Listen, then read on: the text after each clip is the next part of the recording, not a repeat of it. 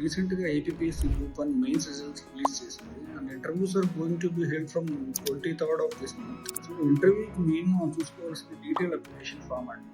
App కంప్లీట్గా థరోగా ఉండాలి. మీ నేమ్ దగ్గర నుంచి, మీ ప్లేస్ ఆఫ్ బర్త్ దగ్గర నుంచి, మీ ఎడ్యుకేషన్ ఇన్స్టిట్యూషన్స్ నుంచి లేదా యూనివర్సిటీస్ గురించి అండ్ ఎవ్రీథింగ్, మీ ఫ్యామిలీ గురించి, మీ ఫ్యామిలీ ట్రీ గురించి, మీ ఫ్యామిలీ హైరార్కీ గురించి కంప్లీట్గా మీకు తెలుసుకోవాలి. ఇంటర్వ్యూ మెయిన్లీ ఉండాల్సింది కాన్ఫిడెన్స్ అండి. మీరు కాన్ఫిడెంట్గా మీకు తెలిసింది చెప్పడం అండ్ ఐ కాంటాక్ట్ మెయింటైన్ చేయండి. సింపుల్ అండ్ కంపోజ్డ్గా ఉండండి. చిన్న స్మైల్ మెయింటైన్ చేయండి. ఇంటర్వ్యూ మీ హోమ్ టౌన్ కడప అనుకోండి. కడపలో కోటిరెడ్డి సర్కిల్ ఉంది. కోటిరెడ్డి ఎవరు, కోటిరెడ్డి సర్కిల్ అనే పేరు ఎందుకు వచ్చింది చదువుగా తెలుసుకోవాలి. ఫస్ట్ డ్యాఫ్ అనేది మీ చేతిలో ఉంది.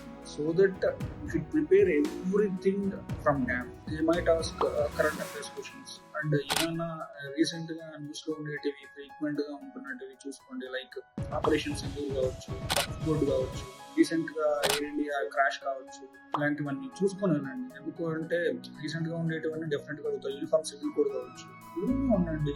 Interview is going to B complete peaceful. అయిపోయిన తర్వాత మనకి మెడికల్ ఉంటుంది.